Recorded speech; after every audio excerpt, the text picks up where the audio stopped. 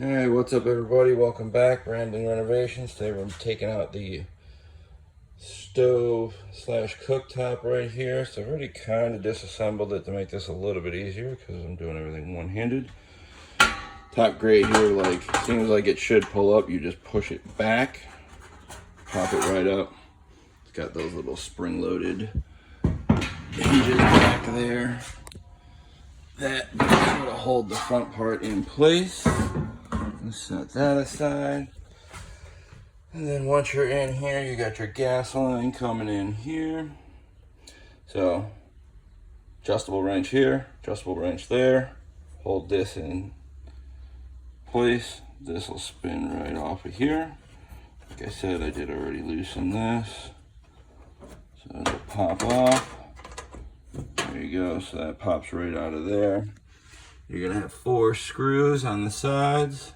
There, there, there, there. Pop those guys out. Come around here to the front and underneath. Screw there and 1 screw there.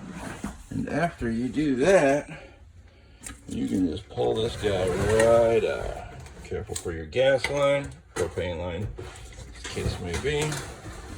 Pull it right out like that, which I'm actually quite excited about once we pull that out of there. I'll set this over here. And you've got access to your freshwater tank inlet, which is great because I want to change that hose out. Goes straight down to there, and then you've got the back of all your electrical. So you are messing with propane lines, and you got a whole lot of electrical back here, so should probably go without saying, but I'll say it anyway. Make sure you're not plugged into shore power. Make sure your battery is disconnected so you don't accidentally juice yourself. And that's it. Oven's out. Now we can pull the sink and the countertop. We'll use the old countertop as a template for the new butcher block that's going in.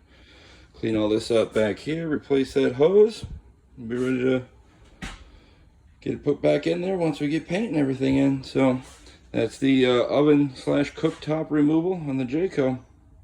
Like and subscribe if you want to see more videos like this.